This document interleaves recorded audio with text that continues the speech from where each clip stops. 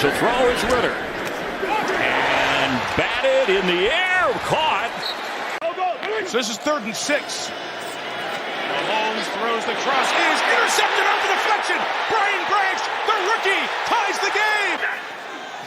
3rd and 19. Jones gets it out. Barkley got hit, fumbled right in the air, and it flies into the hands for a touchdown of DeRon Bland. To make sure he protected Tannehill, they fake it. Boom, right there. Brock Wright's going to come across in motion here, and it's going to hit him. He rushed it. He has time in the pocket, and the ball just barely comes out of his hand. Off the fingertips of Bourne. It was not a good throw. On 3rd down. Smith. Pressure comes late, and Screen relieves the pressure with Matt Breida, and he loses the football. Harris Campbell jumps on it. Well, he needs 20 yards to get Harrison Butker's field goal range. Mahomes, plenty of time, looking in the middle. It's dropped again by Tony. Still hasn't. There it is. Mishandled the ball and dropped it. Yeah, it looked like he was getting ready to raise up to maybe throw the football on. What's called a soft mesh. You see Hubbard right here. Hubbard, as a running back, you're not supposed to pull that arm down. But you're right. It just looks like Bryce Young, as he's pulling that thing out, just kind of loses control of that. Sam Gano, the veteran, 36 years old. Great breakthrough by Thomas, who blocked it. And Igbenogany has it for Dallas. Noah Igbenogany stays in bounds, and the Cowboys special teams gets the first score of the year. Touchdown, Dallas.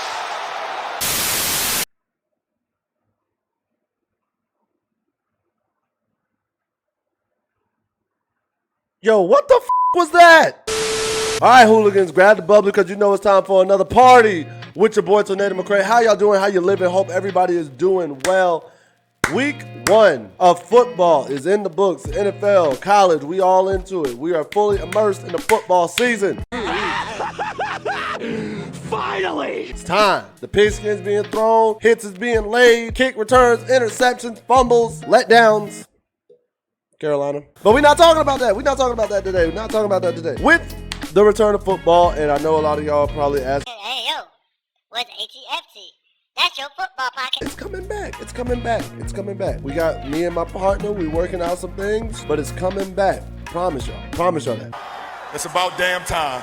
However, I wanted to take this time out to address something that a lot of us in the room know, a lot of y'all have heard about, and a lot of y'all play, including myself. Fantasy football, baby. Yeah! Yeah! Woo!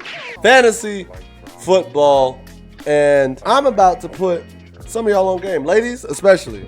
Ladies, if you are not a sports girly, if you are not into the sports, if you do not care about the sports, or fellas, if you got a girl who's into sports and you don't care about sports, and vice versa. Fellas, if you got a boyfriend that cares about sports but you don't, I'm about to put you on. Ladies, if you got a girlfriend that cares about sports but you don't, I'm about to put you on. Because I gotta owe it to the community. I gotta owe it to all of y'all to sometimes give y'all some knowledge. I'm about to give you the top 5 frustrations that come with being a fantasy football team owner. And I've seen a list like this thrown around. The idea honestly just popped to me. I'm playing fantasy. I just got week 1 damn near over with. I still got the Monday night game as of this recording to play through. But most of my teams I'm looking good actually. I'm looking pretty decent. But I know with the highs and lows that come with being in a fantasy league. So I wanted to put this out in the ether for y'all. This way, if you have a significant other who's playing fantasy football and you don't know how to comfort them, or you want to know how to be just a more consoling, compassionate, empathetic partner, or you want to appear that way even if you don't really care, you can use these 5 tips to help you get there. And your partner's probably gonna be like, who the fuck are you?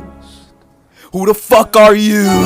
You care about me. You love me. I'm telling you, it can go, a little can go a long way. A little can go a long way. But without further ado, let's go ahead and get on into it. Number 1, forgetting to switch out a player right before the game starts. Especially if that player has an injury and you forgot about it. He ain't lying. I'm telling you now, there is nothing more frustrating than looking at your lineup after the 1 p.m. games kick off and realizing you forgot to switch out a person that you wanted to put into the starting lineup. It happens in every league, every week.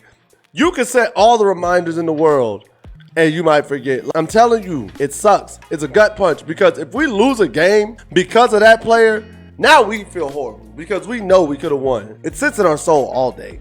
It sits in our soul all day. We hate that. So if y'all want to appear like you really care about your partner's fantasy team, sprinkle in a little reminder about 12:30, 12:45. Sit there and look at it and be like, "Hey, yo, babe, did you set your fantasy lineup? You got everything straight?" You being that reminder, mwah, we love it. We love it because you're like, oh, damn, you right, babe. Hold up. Let me go grab my phone, grab my laptop. I got to make a few changes. Telling you, it helps. It helps a lot. Number 2, when a player gets injured and gets put on IR, that's a death blow to us.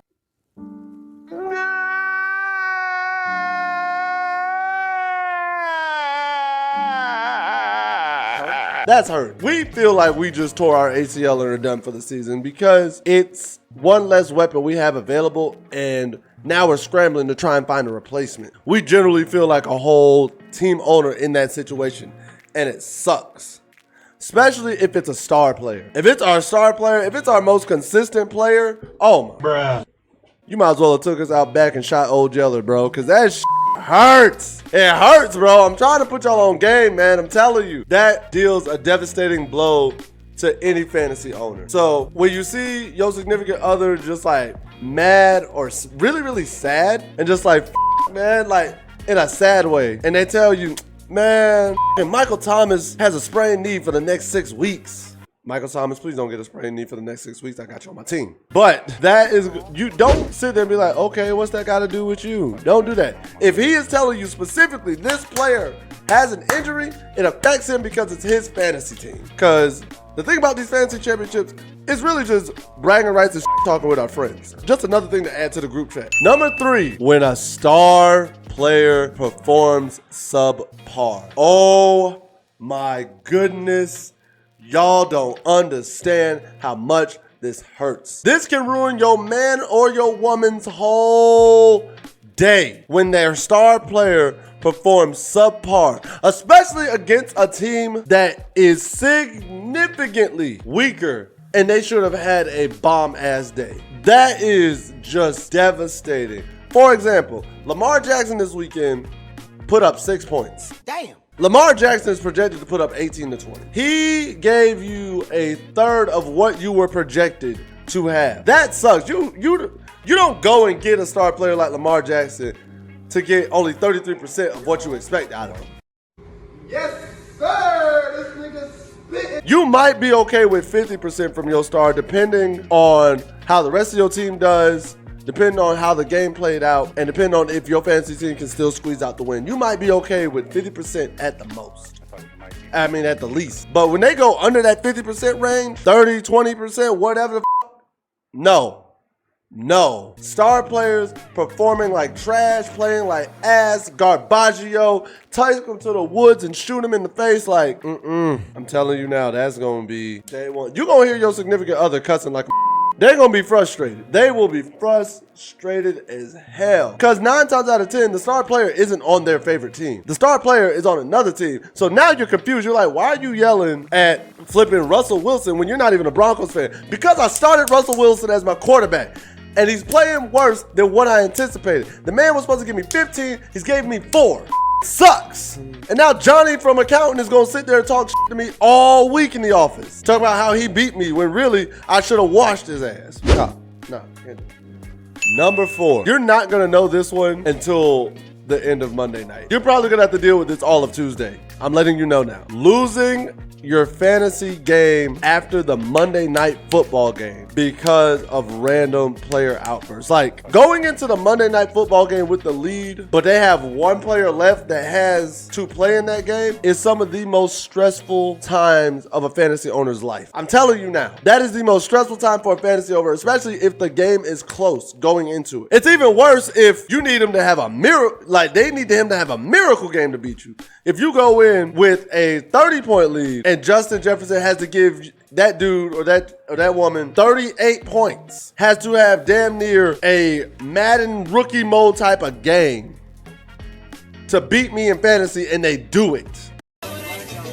Hey, yo, what the fuck? That will send you through the fucking roof. You won't want to talk to anybody on Tuesday. You won't even want to talk to your kids. You won't want to talk to your kids, your coworkers, your wife, your husband, your grandma, your auntie, your mama, your therapist. Nobody, bro. I promise you.